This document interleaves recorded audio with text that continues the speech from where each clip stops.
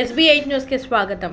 వికారాబాద్ జిల్లా తాండూరు మున్సిపల్ నేడు జరిగిన సాధారణ సమావేశం పాలక ప్రతిపక్ష పార్టీల్లో వేడి రగిలించింది. సమావేశం అనంతరం ఇరుపక్షాల నాయకులు ఒకరిపై ఒకరు ఆరోపణలు ప్రతి ఆరోపణలు చేశారు. నేడు జరిగిన మున్సిపల్ సాధారణ సమావేశం వట్టి బుట్టకమని, అట్టి సమావేశంలో పార్టీ భజన తప్ప ప్రజలకు ఉపయోగపడే పనుల గురించి చర్చ జరగలేదని 7వ వార్డు కౌన్సిలర్ ఇర్షాద్ ఆరోపించారు. అందరికీ నమస్కారం. ఈరోజు మున్సిపల్ కౌన్సిల్లో సాధారణ సమావేశం ఉండే అట్టి సమావేశంలో ప్రజలకు మేలు కలిగేది ఏమీ లేకుండే జస్ట్ డమ్మీ సమావేశం ఉండేది. ఎమ్మెల్యే గారు కూడా వచ్చారు. అయినా ఒక 15 నిమిషాల్లో ఆరో గారు చదివి వినిపించారు. అక్కడ కాంగ్రెస్ భజన తప్ప ఏమీ లేదని చెప్పి నేను ఈ మీడియా ద్వారా తెలియజేస్తున్నా. భజన ఆపి అభివృద్ధి గురించి ఆలోచన చేయండి. 36 వార్డులలో ఏం అభివృద్ధి చేయాలో అది ఆలోచన చేయండి. అది లేకుండా ఖాళీ భజన మాత్రమే నడుస్తుంది తప్ప వేరేది ఏమి లేదని చెప్పి ఈ మీడియా ముఖ ద్వారా తెలియజేస్తున్నాను. అదేవిధంగా రాము కౌన్సిలర్ గారు ప్రెస్ మీట్ ద్వారా మా ఫ్లోర్ లీడర్ గురించి చెప్పారు. లాస్ట్ టైం కౌన్సిల్లో 12 లక్షల రూపాయలు బిర్యానీలకు బిల్లులు లేపుకున్నారని చెప్పారు. నేను రాము గారిని ఒకటే కోరుతున్నా, ఆధారాలతో సహా నిరూపించండి, మాటలు కాదు ఆధారాలతో సహా నిరూపించాలని చెప్పి నేను రాము గారిని మనవి చేస్తున్నా. అదేవిధంగా వార్డు నెంబర్ 20 నవీన సంతోష్ గౌడ్ వార్డులో ఒక మెట్లు ఇరగొట్టని చెప్పేసి మా కౌన్సిలర్ గారు చెప్పారు. అదేవిధంగా మేము చెప్పడం ఏంటంటే, ఇరగొట్టిన సంతోషం, తప్పు ఎవరు చేసిన తప్పు తప్పే, కానీ నేను ఒకటే చెప్తున్నా, అందరూ కూడా సమానమే కదా.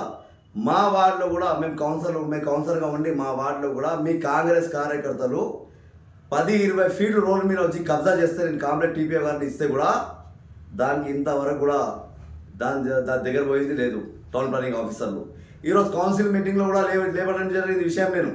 కానీ నేను ఒకటి చెప్తున్నా, మెట్లు ఒకటి వచ్చినాయి, అది వచ్చినాయి, ఇది వచ్చినాయి అని చెప్తున్నారు. దాంతోపాటు వార్డు నెంబర్ 9లో కూడా ఒక చిన్న రేగుల డబ్బా పెట్టుకొని పేద కుటుంబం బర్రెల విషయంలో ఏమో కట్టుకుంటాడా, అక్కడ పోయి టౌన్ ప్లానింగ్ ఆఫీసర్లు ఊకే ఆ డబ్బా గురించి మా దీపా మేడం గురించి అక్కడ వార్డులో చెప్తున్నారు తప్ప, సర్వే నెంబర్ 130లో మున్సిపాలిటీ ముందలో పెద్ద భూమికి షెడ్డు కొట్టారు. అది తీయని చేతగాకు వచ్చిందా? కానీ మాట్లాడడానికి వస్తుందా? కానీ భజన ఒకటేనా? ఏమీ అభివృద్ధి లేదు. ఈ 5 నెలల్లో మీరు చేసింది ఏంది ఒక్కసారి ప్రజలకు మీకు తెలియజేయండి. మీరు ఎట్లా అంటే అట్లా. తర్వాత డబుల్ బెడ్రూమ్ల విషయంలో ఎమ్మెల్యే గారు కలెక్టర్ గారిని సబ్ కలెక్టర్ గారిని వాళ్ళందరినీ పిలిచి మాకు మీటింగ్ కూడా చేసిన అక్కడ. తర్వాత ఇక్కడ కూడా డబుల్ బెడ్రూమ్లో కంప్యూటర్ ద్వారా ల్యాటర్ సిస్టమ్ లేపారు. ఓకే, సంతోషం, నో ప్రాబ్లం. తర్వాత ఎవరికైనా జాబ్ వచ్చిన తర్వాత ఎంక్వైరీ చేస్తారా? ఎంక్వైరీ వచ్చిన తర్వాత జాబ్ చేస్తారా? ఎమ్మెల్యే గారు చేసిన విధానం ఏంటంటే, జాబ్ వచ్చిన తర్వాత ఎంక్వైరీ చేయడం స్టార్ట్ చేశారు. వాళ్ళకి డబుల్ బెడ్రూమ్లు వచ్చినాయి. 18 మందిని మా వార్డులో సెలెక్ట్ చేశారు. ఎగ్జాంపుల్గా 18 మందిని వార్డులో సెలెక్ట్ చేసి మళ్ళీ ఇప్పుడు ఎంక్వైరీ చేస్తున్నారు.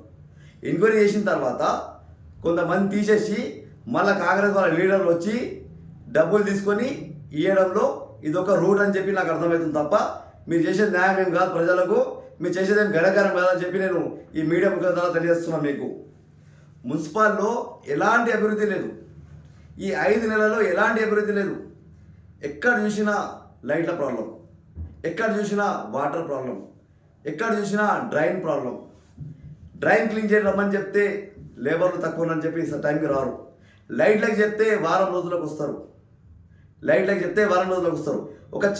ఒక బాధాకరమైన విషయం ఏంటంటే, దాదాపు గెలిచి 4-5 నెలలు అయింది. మాకు ఇచ్చింది 18 లైట్లు.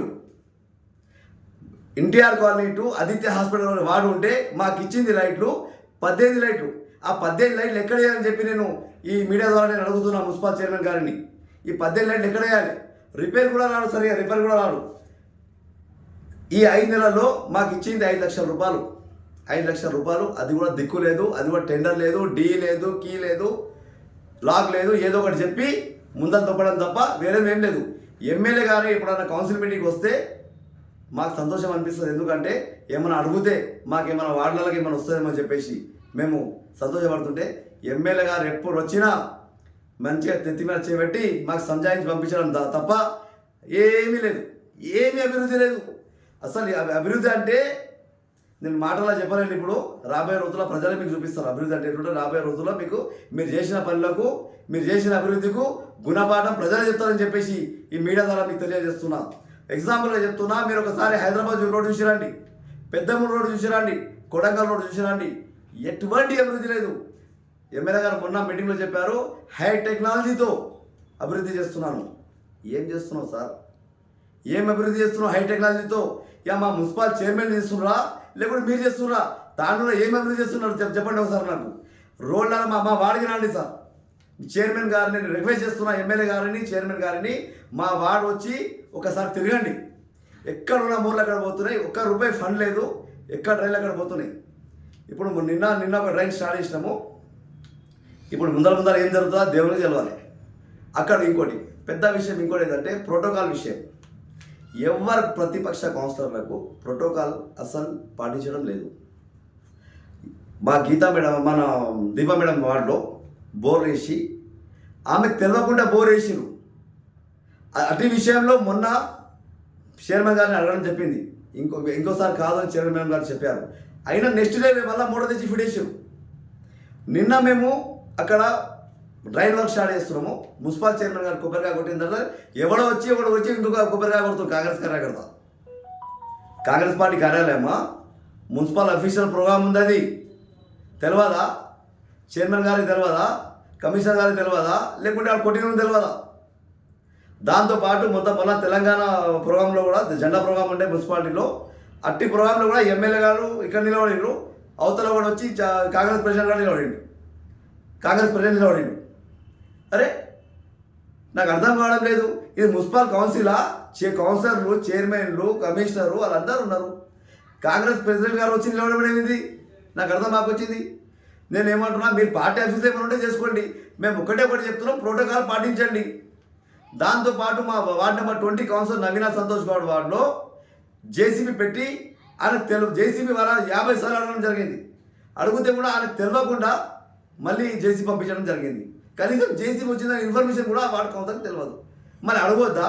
ప్రతిపక్షంలో ఉన్న తర్వాత మేము అడగొద్దా? మీ ఇష్టం వచ్చి చేసుకుంటారా? మన ఇల్లు ఉందా? అది ప్రజలు మాకు గెలిపించి పంపించారు మున్సిపాలిటీ కాబట్టి మాకు 5 సంవత్సరాలు ప్రతిరోజు సమయం వచ్చినప్పుడు మేము అడుగుతాం ఖచ్చితంగా. మీకు తప్పు ఏం చేస్తే మేము అడగాల్సిన బాధ్యత మాకు ప్రజలు ఇచ్చారు కాబట్టి మీకు ఖచ్చితంగా మేము అడుగుతాం. మీకు రాబోయే రోజుల్లో ఖచ్చితంగా ప్రజలే బుద్ధి చెప్తారు మీకు అని చెప్పి ఈ మీడియా ద్వారా తెలియజేస్తున్నాను. నమస్కారం.